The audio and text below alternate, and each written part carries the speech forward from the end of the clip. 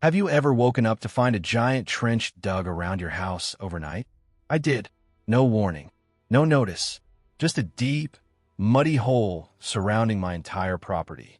At first, I thought it was some kind of mistake, maybe construction, but then I remembered my hidden cameras.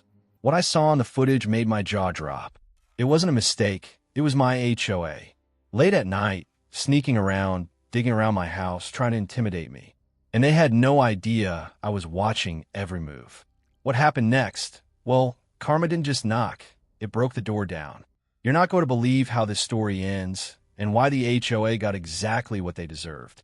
I've always believed that your home is your sanctuary, a place where you feel safe, where you can relax and enjoy your life without anyone meddling. For me, that was true, at least until the HOA came into my life. I moved into this neighborhood about 5 years ago. It looked perfect on paper. Quiet streets, well-kept lawns, friendly neighbors. The kind of place you imagine raising a family, or at least having a peaceful life. At first, everything seemed fine. The HOA rules were easy to follow, mostly about keeping lawns trimmed, painting houses in approved colors, and not leaving garbage cans in the driveway. Simple stuff, and I didn't mind. But over time, things started to feel controlling. The HOA president, a woman named Karen, seemed obsessed with power. Small things became big issues. A crooked fence? That was a fine. Leaves in the gutter? That was another fine. She would walk around the neighborhood like a hawk, taking notes, checking every lawn, every mailbox, every little detail. I tried to stay under the radar, follow the rules, and avoid confrontation. But it didn't seem to matter.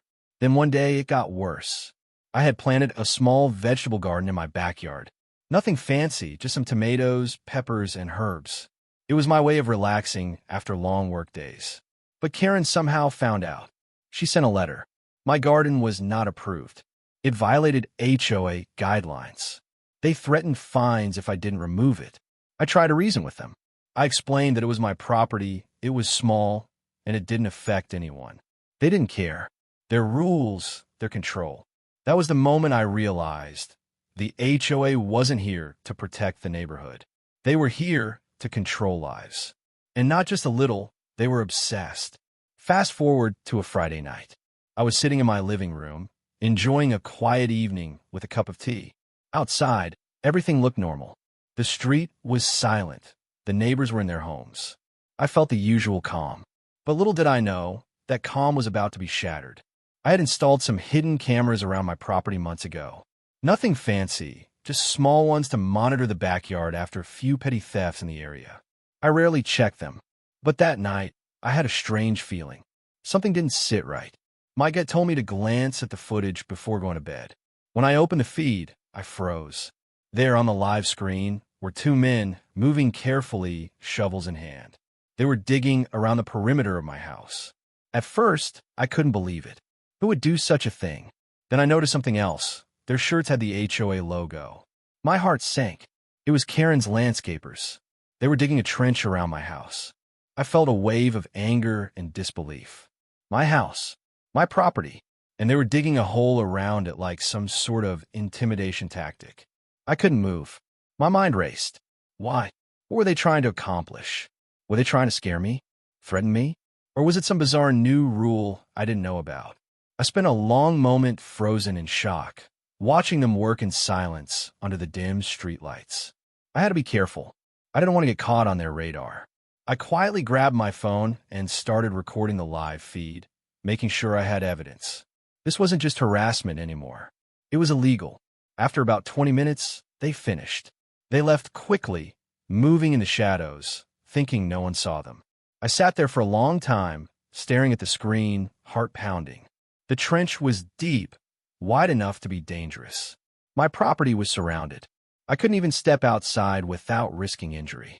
I had to calm down and think. Acting in anger would only give them the excuse to claim I was unstable. I needed proof.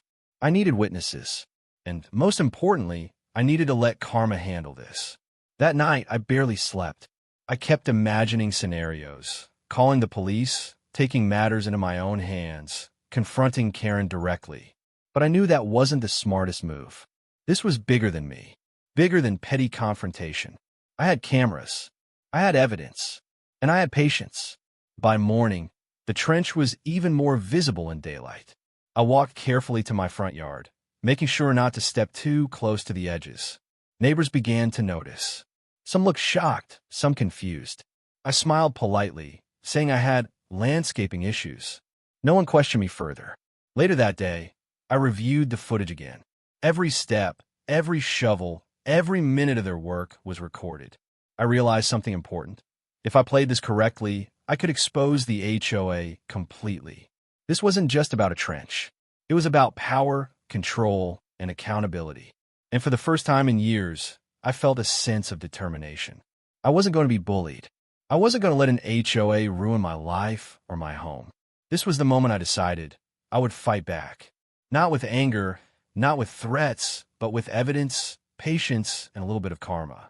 Looking back, I can say this was the beginning of a story that would change everything. The trench around my house wasn't just dirt and mud.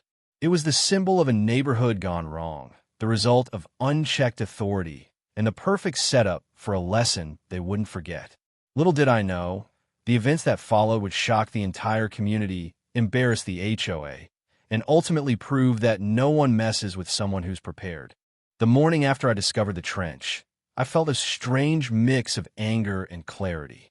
My heart still raced as I stepped cautiously around the muddy edges of my yard. But unlike the night before, I wasn't just frozen in shock anymore. I was thinking, strategizing, observing. I walked slowly around the house, careful not to step too close to the trench. It was deep, easily 3 feet in some spots, and wide enough that anyone falling in would be hurt. My first thought was, of course, how could they think this was okay? The HOA had crossed a line, and not just a little line. This was full-blown intimidation, bordering on harassment and possibly illegal activity. But my second thought, the one that made me breathe a little easier, was I have proof. The hidden cameras had captured every second of the digging, every shovel, every careful step, every glance they threw toward windows, like they were checking if anyone was watching. And now, I had the perfect leverage. I decided the first step was to document everything properly. The footage on my phone wasn't enough. I needed a backup. I downloaded all the clips to my laptop and copied them to an external hard drive. I labeled every file with the date and time, noting which cameras captured what. I wanted this evidence airtight. If it came down to legal action or complaints to the city, I couldn't afford any mistakes. Then came the pictures. I grabbed my camera and took wide shots of the trench from every angle. I made sure to include identifiable features, my house, my driveway, even street signs. I wanted anyone who saw this later to know exactly where it happened. Documentation is everything in situations like this. As I worked, I started thinking about Karen. I couldn't help but remember her past behavior. She had always been petty, vindictive, and obsessed with control. Any small deviation from her rules seemed to trigger her. And now, here she was, having orchestrated a trench dug around my house. It was bold, reckless, and it was exactly the kind of mistake that would get her exposed. But I had to be careful. This wasn't just about revenge. It was about strategy. If I confronted her directly, she could deny everything, claim I misinterpreted, or worse, try to turn the neighbors against me. No, I needed patience. I needed to make sure every move I made was calculated. Later that morning, I walked around the neighborhood. I needed to gauge reactions, see if anyone else had noticed. Some neighbors glanced at me curiously, whispering to one another. A few even stopped me, asking what had happened. I smiled politely, saying something vague about a landscaping project gone wrong. Most accepted that answer, but some eyes lingered a little longer. I could tell the gossip machine was starting to turn. By afternoon, I knew I needed outside support. I called a friend who works in property management and asked for advice. I didn't share names, just the facts. My HOA dug a trench without notice. There's video proof, and I'm concerned about liability and legality. My friend immediately agreed this was serious. Document everything. Report it. And don't touch the trench, they said. You don't want to give them any excuses. Let the city or the authorities handle it. And keep your cameras running. So that's exactly what I did. I set all cameras to record continuously. I even added a couple more to catch different angles. By now, I wasn't just watching my property, I was watching their behavior. If they came back, I wanted it all. And something in my gut told me they might try. That evening, I reviewed the footage again. I noticed details I hadn't seen before. The way the landscapers moved, the times they were there, even small gestures, checking windows, whispering to each other, hesitating near my back door. Whoever planned this thought they were clever. But clever doesn't mean smart. I had every move on tape. I also noticed something else. Their trench wasn't just random. It wasn't a mistake in placement. It was deliberate. The trench was deep and positioned in a way that made it hard to enter or exit the backyard safely. It wasn't about landscaping. It was about intimidation. They wanted me to feel trapped, cornered, and fearful. That night, I slept lightly. I kept thinking about what my next steps should be. I knew that revealing this publicly too soon could backfire. I didn't want to just post the video online. I wanted to handle this methodically. I needed authorities involved, records documented, and the HOA fully exposed for what they were doing. The next morning, I began drafting an email to the City Code Enforcement Department. I included photos of the trench, timestamps from my footage, and a brief explanation. I didn't embellish or exaggerate. I stuck to the facts. If this ever went to court or required formal action, credibility was everything. While I waited for a response, I couldn't help but notice the subtle changes in the neighborhood. Neighbors who previously ignored me were glancing at my house more often. Some even waved, giving small smiles. Others whispered, clearly discussing the trench. It was like the HOA had crossed a line not just with me, but in public view, and people were noticing. By midweek, the city replied. They requested all my documentation and scheduled an inspector to visit the property. Finally, someone official was coming to see the trench for themselves. I felt a small surge of hope. For the first time, it seemed like the HOA might face consequences for their actions. But Karen didn't sit quietly. Later that day, I received a terse letter in my mailbox. It was full of threats and legal jargon, claiming I was interfering with HOA business and that any video recordings were unauthorized surveillance. I read it twice, then laughed. This was exactly the reaction I expected. They assumed fear or intimidation would silence me. Instead, it only reinforced my resolve. I realized then that this wasn't just about a trench. It was about control, and Karen had finally overplayed her hand. Every threat, every fine, every petty complaint she had ever made, it all pointed to a pattern. And now, with concrete evidence and witnesses, including my own cameras, there was no way she could hide it. Over the next few days, I prepared even more. I mapped out all camera angles, double-checked my recordings, and created a timeline of the HOA's actions. Every shovel, every step, every movement was logged. I wanted to be ready for anything, the city inspectors, potential lawyers, or even the media if it came to that. And then, the most important part of my strategy came to mind: patience. I had to wait for the right moment. Expose them too early, and they could manipulate the story. Wait too long, and the trench might be filled in or altered. Timing, I realized, was everything. As I looked out the window that night, seeing the trench glisten under the streetlights, I felt a strange mix of emotions. Anger, satisfaction, fear, excitement. It was like being on the edge of a roller coaster, one that I had been strapped into without my permission. But I also felt control, because now, unlike before, I wasn't a victim. I was prepared. I was ready, and I had every move documented. The story was far from over. Karen and the HOA had no idea what was coming. They thought they were intimidating me, but in reality, they were setting themselves up for the biggest lesson of their lives. And when it happened, it wouldn't just be a personal victory. It would be public, undeniable, and unforgettable. The week after documenting everything felt like an eternity. Every morning, I checked the cameras, expecting to see more activity from the HOA, more digging, more lurking, maybe even some petty vandalism. But they hadn't returned yet. That gave me time to prepare. I had organized all my evidence into folders: footage, timestamps, photos, notes, even a written timeline of every suspicious event leading up to the trench. I knew that when the city inspectors arrived, I needed to present the story clearly, logically, and calmly. No emotion, no exaggeration, just facts. The day of the inspection finally came. Two city inspectors pulled up around 10 a.m. Official badges clipped to their shirts, clipboards in hand. I greeted them at the driveway and led them carefully around the trench. I explained what had happened, step by step, showing them photos and pointing to spots captured on the camera footage. I wanted them to understand exactly how deliberate the HOA's actions had been. As I spoke, I noticed something subtle but important. The inspectors weren't just listening politely. They were taking notes, asking questions, and taking photos themselves. I could feel the shift in momentum. I wasn't just a concerned homeowner anymore. I was a credible witness, and my evidence was undeniable. I then played the footage for them on my laptop. From the first shovel hitting the ground to the landscaper's nervous glances toward the windows, every move was recorded.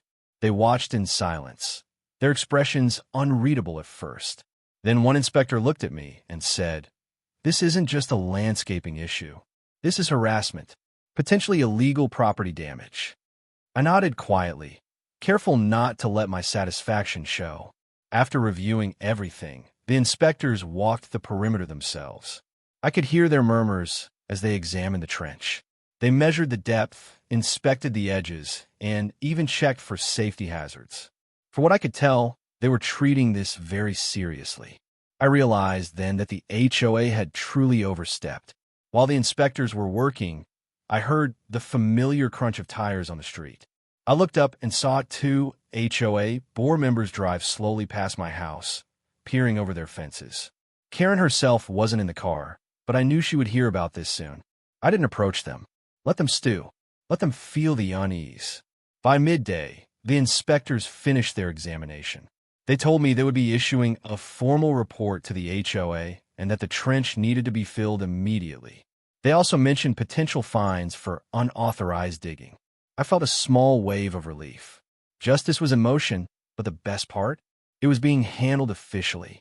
No personal confrontation, no back-and-forth arguments, just undeniable facts, and accountability was inevitable. Later that afternoon, I received a frantic email from Karen. The tone was furious and desperate. She claimed that the inspectors were misinformed, that the trench was a routine landscaping procedure, and that I had somehow exaggerated the situation.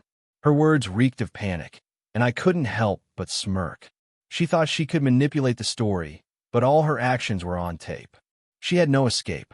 As the week went on, tension in the neighborhood rose. Some neighbors whispered about the trench, wondering what had really happened. Others openly asked if I was okay, if the HOA had gone too far. I realized something powerful. When the HOA tried to intimidate me, they had accidentally drawn attention to themselves.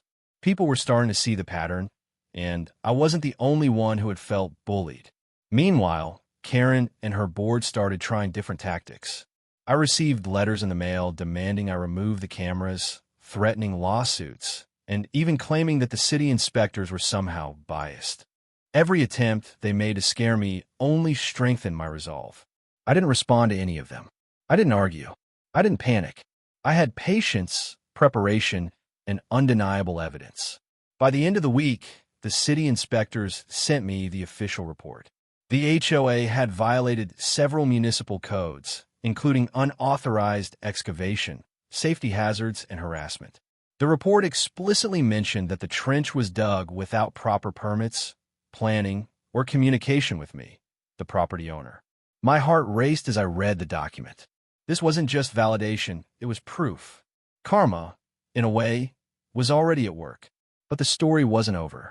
Karen, in a desperate move, called a neighborhood meeting. I wasn't intimidated. I attended, prepared with copies of the inspector's report, photos, and a calm demeanor. As she tried to control the room with her usual bluster, I quietly handed copies of the evidence to neighbors. Whispers spread through the room. People were shocked.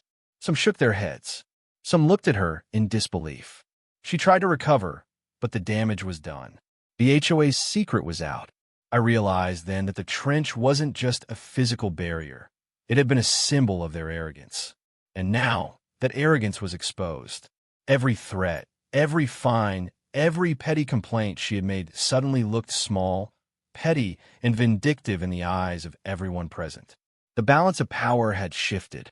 Over the next few days, I noticed a subtle change. HOA board members were less aggressive when passing by my property. Karen's emails became less threatening. Some even avoided direct contact. It was like the trench, combined with the evidence, had flipped the dynamic completely. I had gone from being the intimidated homeowner to the one in control, calm, prepared, and unshakable. Even so, I knew the best part of the story was yet to come. The city report was official, but enforcement would take time. And Karen wasn't the type to quietly accept defeat. I expected more drama, more attempts to manipulate, more ridiculous claims. But now, armed with evidence, timing, and patience, I felt ready. That weekend, I reviewed the camera footage again. I noticed tiny details I had missed before. The way the landscapers hesitated when checking windows, the way they tried to hide shovels in the shadows, even small gestures like glances toward nearby neighbors. Every detail confirmed the trench wasn't just an accident. It was intimidation, and it had backfired spectacularly. I realized something important. Sometimes, the simplest tools, like cameras, documentation, and patience, can turn an unfair situation into a powerful story of justice. I hadn't needed to confront them directly. I hadn't yelled, threatened, or posted online. I had relied on preparation, evidence, and timing. And that was far more satisfying. By the time the next week rolled around, I felt a sense of calm. The trench had been partially filled in under city orders, and fines were being processed. Neighbors were quietly supportive, often waving when they saw me outside. Karen and the HOA still tried to maintain appearances, but the power dynamics had shifted. For the first time in years, I felt truly safe in my home. Looking back on part 3, I realized it was the turning point. The moment when evidence, patience, and preparation began to outweigh fear, intimidation, and bullying. The HOA had crossed a line, and the city inspectors, combined with my careful documentation, ensured that line was recognized and enforced. The best part? This was only the beginning. Karma hadn't finished yet. The next phase of the story would reveal the full consequences of the HOA's actions. Not just fines or inspections, but public exposure, neighborhood awareness, and a kind of justice that hits harder than any letter, warning, or threat ever could. After the inspector's report, the neighborhood was buzzing with whispers. It wasn't exactly public knowledge yet, but everyone seemed to sense that something serious had happened at my house. People walked past more cautiously, and some stopped to wave or ask if I was okay. It was subtle, but I could feel the tide beginning to turn. Karen, of course, didn't handle it well. Within a few days, I noticed her pace through the neighborhood slowed. She was no longer striding confidently down the street with that look of control. Instead, she peeked from her window more often, glanced at me as I stepped outside, and muttered into her phone. Word spread quickly that she had been scrambling, trying to contact lawyers, calling other board members, even threatening some neighbors who had spoken to me. Her panic didn't surprise me. She had built her reputation on intimidation, controlling who did what, and making everyone afraid of her power. And now, for the first time, it seemed like her power had limits. Every document I provided, every video clip, every timestamp made her attempts at control meaningless. I wasn't alone in this anymore. The following week, I decided it was time to act subtly. I sent a copy of the city inspector's report to a few neighbors I trusted, people who had quietly expressed frustration with the HOA in the past. I didn't say much. I let the facts speak for themselves. The responses were almost immediate. One neighbor called me that evening, voice trembling with relief. "You have no idea how many of us have been afraid to speak up. Seeing it all documented, it's empowering. We're tired of being bullied." Her words reinforced what I already knew. The HOA had overplayed its hand, and now their intimidation tactics were crumbling. People were starting to see the truth. By the next weekend, a neighborhood meeting was scheduled by the HOA. I knew Karen's plan. She would try to spin the story, make herself look like the victim, and intimidate anyone who dared question her. But I had a different plan. I arrived prepared with hard copies of the inspector's report, photographs of the trench, and a carefully organized folder of video stills from the cameras. I didn't plan to speak unless necessary. I wanted the evidence to do the talking. As soon as the meeting began, Karen tried her usual theatrics. She lectured, waved her hands dramatically, and painted a picture of me as overreacting and disruptive to the neighborhood. Her tone was sharp, practiced, full of authority. But something had changed. The room no longer seemed intimidated. Some people frowned. Others whispered quietly to each other. Karen's confidence was faltering. I handed out copies of the inspector's report to a few of the closest neighbors first.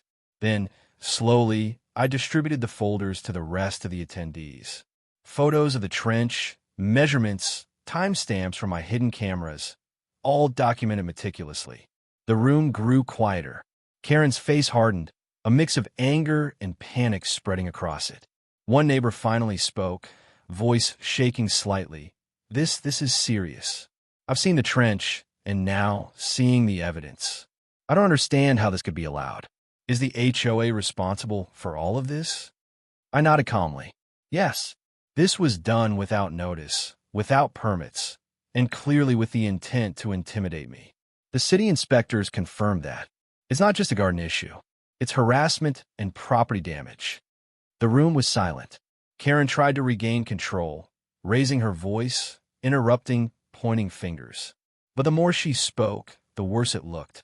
Every word she said was contradicted by the documents in everyone's hands. The trench, the footage, the report, it didn't lie.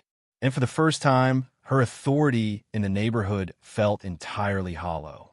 Over the next hour, several neighbors spoke up, sharing stories of minor but consistent harassment from the HOA. Complaints about fines for leaves, complaints about paint colors, complaints about fences. Every story added weight to the larger narrative. The HOA wasn't enforcing rules.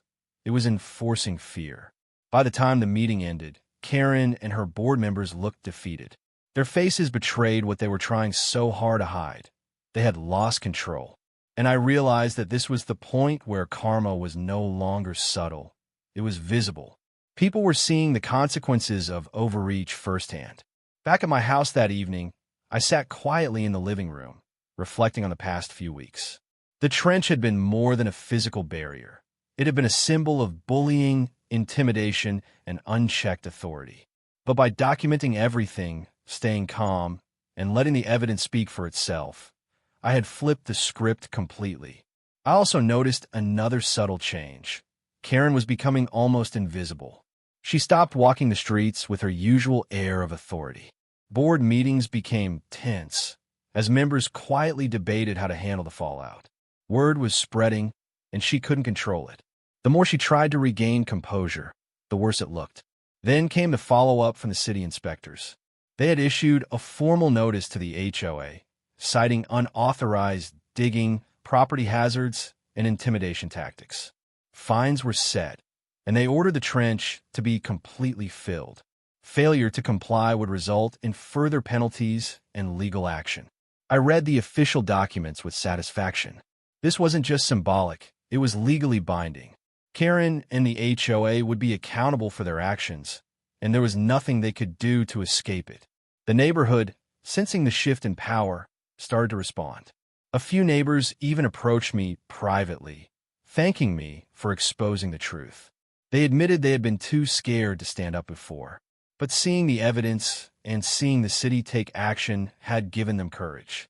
For the first time, the HOA wasn't untouchable. Their control had limits. Over the next few days, I began noticing subtle signs of panic from Karen. She called meetings with board members in hushed tones, sent aggressive emails to neighbors attempting to explain or excuse the trench, and even tried to discredit the city inspector's report. Every attempt was clumsy, desperate, and increasingly ineffective. Meanwhile, the trench became a talking point. Children cautiously stepped around it. Neighbors pointed and whispered, and even people outside the neighborhood seemed to hear about the story. What had started as a private intimidation tactic had grown into public exposure. And the truth was clear. The HOA had acted recklessly, illegally, and arrogantly. By the end of the week, the trench was being filled and under city supervision. Equipment was brought in, and crews worked carefully to restore the yard. Watching the trench disappear was strangely satisfying. It wasn't just about fixing the damage. It was about seeing a tangible representation of justice being restored. The very thing meant to intimidate me was now being undone in front of everyone's eyes. As I looked at my property that evening, now safe and intact, I realized the full impact of what had happened. The HOA's power had been challenged in the most public and undeniable way. The neighborhood had witnessed it. The city had witnessed it. And I had witnessed it and recorded every step. This was the moment when I understood something important. Standing your ground, documenting facts, and exercising patience can transform fear into empowerment. I hadn't needed confrontation, drama, or revenge in the typical sense. I had simply let the truth unfold. And in doing so, the balance of power had shifted irreversibly. But even with this victory, I knew the story wasn't finished. Karen and the HOA would continue to resist, attempt to save face, and look for ways to regain control. And I was ready for that, because the next phase of this story, what came after the trench was filled and the fines were imposed, would be even more satisfying. Karma wasn't done yet. After the trench was partially filled and the city's notice went out, I thought maybe the HOA would finally back down. But Karen wasn't the type to surrender quietly. She was stubborn, prideful, and desperate to maintain her image. And as it turned out, her final attempt to regain control would be her most reckless and satisfying mistake. It started with emails. Every day, my inbox filled with formal letters, demands, and veiled threats. She claimed that the inspector's report was misinterpreted and that I was spreading false information. She even tried to threaten legal action against me personally, citing unauthorized surveillance and claiming that I was violating HOA privacy rules. I read each one carefully, saving copies, and smiled quietly. Every threat was weak, unsupported, and contradicted by the evidence I had meticulously collected. Then came the neighborhood meetings. Karen tried again to rally support, hosting a small gathering at the community center. Her plan was obvious: spin the story, cast me as a troublemaker, and intimidate anyone who had seen the trench or the reports. I knew I couldn't avoid this confrontation. If I skipped it, she could try to control the narrative unchallenged. So I prepared meticulously. I brought copies of the city inspector's report, printed photos of the trench, video stills from my hidden cameras, and even notes documenting her previous harassment. I didn't plan to be aggressive. I planned to be calm, factual, and undeniable. When I arrived, the room was tense. Karen tried her usual tactics immediately: loud voice, dramatic gestures, and patronizing language. She started by claiming the trench was routine maintenance and that I had overreacted to a simple landscaping error. But I noticed a shift in the room. The neighbors were no longer intimidated. Eyes that once lowered in her presence now stared directly at her. Murmurs rippled through the crowd. The power dynamic had changed. I waited patiently until she finished. Then I spoke. This wasn't a simple mistake. The trench was dug at night, without notice, and clearly intended to intimidate me. The city inspectors confirmed this. I have photos, video footage, and a full timeline. You can look at it yourself. I passed copies of the evidence to a few neighbors closest to the front first, then to the rest of the room. Slowly, the crowd began to whisper, flipping through the reports. Some faces went pale. Some nodded quietly. Karen's composure began to crumble. Her usual confidence was gone, replaced by desperation and disbelief. One neighbor finally spoke, voice firm. "We've all noticed how aggressive the HOA has been over the years. This proves it. And frankly, I don't think anyone here is surprised by these actions." Another chimed in, "We felt bullied too," but no one ever spoke up. Seeing this evidence, it's shocking that she went this far. Karen tried to interrupt, her voice rising, but it had lost its edge. The room no longer reacted with fear, it reacted with scrutiny. Every word she said seemed weaker, less believable. The evidence didn't lie. And for the first time, the board members on her side were quiet, unsure of how to respond. The tension in the room was palpable.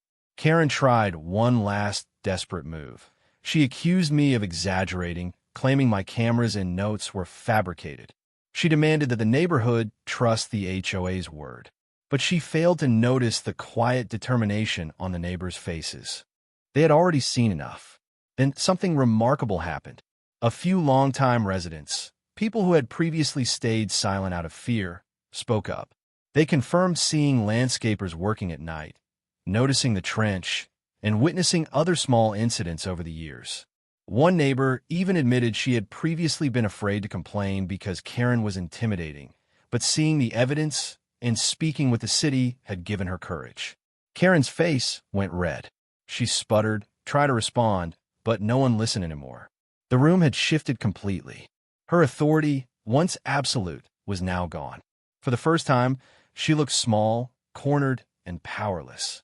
I sat back quietly and let the evidence speak for itself. The videos, photos, and inspector's report were undeniable. Every claim she made was contradicted by facts. Every attempt to manipulate the room fell flat. The very trench meant to intimidate me had become her undoing. By the end of the meeting, Karen had no choice but to leave the room. She stormed out quietly, her usual theatrics gone. The HOA board members muttered among themselves, confused, angry, and defeated. The neighbors who had once been intimidated were now united. They had witnessed the truth and seen the evidence. The tide had turned completely. After the meeting, I walked home slowly, reflecting on what had just happened. The trench was no longer just a piece of dirt. It was a symbol of power, arrogance, and failed intimidation. And now it had been undone. Not just physically, but socially and emotionally. Karen had overplayed her hand, and it had cost her the respect and control she once wielded so ruthlessly. The next few days were surprisingly calm. The city followed up to ensure the trench was completely filled and inspected. Fines were officially issued to the HOA for unauthorized excavation and property harassment. Karen tried to send more letters, but no one responded. Her attempts at intimidation had lost all effect. The neighborhood had seen the evidence, and there was no going back. Even better, the story spread quietly among other nearby communities. People started discussing the dangers of unchecked HOA authority, sharing my experience as a cautionary tale. My house had become an example of what happens when an HOA goes too far. But more importantly, it had become a story of empowerment, patience, and the power of evidence. For me personally, the experience was transformative. I realized that fear can be overcome, intimidation can be challenged, and power can be held accountable, but only if you're prepared, patient, and unwavering. I had learned the value of preparation, documentation, and staying calm under pressure. Most importantly, I had seen how truth and patience can create real justice. Karen never regained her confidence in the neighborhood. She continued to live in the area, but the aura of authority she once had was gone. Board meetings became calmer, less aggressive. Neighbors were less afraid to speak up. And for the first time, I felt the peace I had imagined when I first moved here. My home was truly my sanctuary again. Looking back on part 5, it's clear this wasn't just a story about a trench. It was a story about control, intimidation, and the eventual triumph of patience, evidence, and persistence. The HOA had tried to bully me, but their arrogance had set them up for the ultimate consequence. Karma, in this case, wasn't some abstract idea. It was real, visible, and undeniable. And the best part? The story wasn't just satisfying for me. It became a lesson for everyone around. Unchecked authority can be challenged. Intimidation can be exposed. And when you stay calm, document facts, and act strategically, even the most powerful bullies can be held accountable. After the neighborhood meeting, things started to settle. Karen and her HOA board members were no longer openly confrontational. They avoided unnecessary interaction with neighbors, and the emails, letters, and threats slowed to a trickle. It was clear they had realized the trench incident had backfired spectacularly, and there was no way to spin the truth anymore. But the story wasn't over yet. There were still official consequences. The city issued formal fines to the HOA for the unauthorized trench excavation, property damage, and intimidation tactics. They also required the HOA to cover the costs of filling in the trench and restoring my yard to its original condition. I remember the day the crews came back to complete the work. They arrived early, equipment in tow, and immediately began filling the trench. As I watched from my window, it felt like watching a slow but satisfying unraveling of the HOA's power. Each bucket of dirt that went back into the trench was symbolic, proof that their arrogance and attempts to intimidate me were being erased piece by piece. Neighbors stopped by throughout the day. Some offered quiet congratulations, others shared stories of past issues with the HOA. Everyone seemed relieved, as if a collective weight had been lifted. It was incredible to see how one act of standing firm, documenting evidence, and following proper channels could empower an entire community. Karen, of course, didn't make it easy. She sent a final email claiming the fines were unfair and threatening further legal action. I saved it and replied only once. The city has issued fines and instructions. Compliance is required. All further correspondence should be directed through legal channels. That was it. No emotion, no escalation, no confrontation. I'll let the facts speak for themselves. Over the next few weeks, the HOA board began holding meetings that were quieter, more procedural, and far less intimidating. It was as if the trench incident had permanently changed the neighborhood dynamic. People spoke up when they had questions or concerns. Minor disputes that might have once triggered aggressive HOA responses were now handled calmly. There was no fear, no bullying. Peace had returned. But the most satisfying moment came when Karen realized she had lost credibility entirely. A neighbor who had previously been afraid to speak up approached me one afternoon. "You have no idea," she said, shaking her head. "She's been trying to rally support, but no one trusts her anymore. People are finally seeing her for what she really is." It was true. Karen's reputation, built on intimidation, had crumbled. The trench, which she had thought would intimidate me, had actually exposed her arrogance, recklessness, and abuse of power. Karma had done its work, not through revenge or drama, but through the simple truth. The facts were undeniable, and the consequences were real. For me personally, the experience was transformative. I learned that staying calm, documenting evidence, and relying on proper channels can turn even the most overwhelming situation into a controlled victory. I didn't yell. I didn't act recklessly. I didn't escalate the situation emotionally. I relied on preparation, patience, and clarity, and it worked. The neighborhood benefited too. People who had been afraid to speak up suddenly felt empowered. They saw that rules and authority can be challenged when necessary, and that intimidation tactics don't have to go unpunished. Conversations changed. Respect for proper procedure increased. The HOA could no longer wield fear as a weapon. One afternoon, as I walked through my yard, now fully restored and peaceful, I paused to reflect. The trench had started as a nightmare, a literal and figurative barrier designed to intimidate me. But in the end, it had become the catalyst for accountability, justice, and change. The neighborhood had witnessed the consequences of unchecked power firsthand, and the balance had shifted. I also thought about Karen. I didn't feel anger anymore. I felt pity. Her attempts to control, intimidate, and dominate had backfired spectacularly. Her final desperate moves only highlighted her weakness and arrogance. And while she remained in the neighborhood, her influence was gone. People no longer feared her, and her authority had crumbled under the weight of documented truth. The city followed up with confirmation that the fines were paid, the yard restored, and no further violations were permitted without proper notice and permits. I filed all paperwork for my records, and, for the first time in months, felt completely safe in my own home. My sanctuary had been restored. Looking back, the story of the trench was about more than just property. It was about control, fear, and accountability.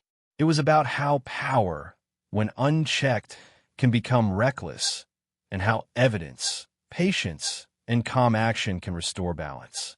What started as a terrifying incident became a lesson in justice, not just for me, but for the entire neighborhood. Over the following months, life returned to normal. The HOA's meetings became routine and uneventful. Neighbors spoke freely. Children played safely in the yards. The community felt alive again, rather than under a cloud of intimidation. And I knew, without a doubt, that the trench and everything it represented had been a turning point for everyone. Even now, when I walk past that area of my yard where the trench once was, I smile quietly. It's a reminder that patience, preparation, and truth can overcome intimidation and power. That sometimes standing firm isn't about aggression. It's about persistence, clarity, and letting evidence speak for itself. And most importantly, it's a reminder that karma doesn't have to be dramatic or vengeful. Sometimes, karma is simple. The truth gets revealed, the consequences are enforced, and those who abuse power are exposed for all to see. In the end, my HOA learned a lesson they would never forget. And I learned one too. Your home is your sanctuary, and no one, no matter how powerful they think they are, has the right to take that away. With patience, evidence, and calm determination, even the most impossible situation can be turned into a victory. The trench may have been filled in, but the lessons it left behind will last a lifetime.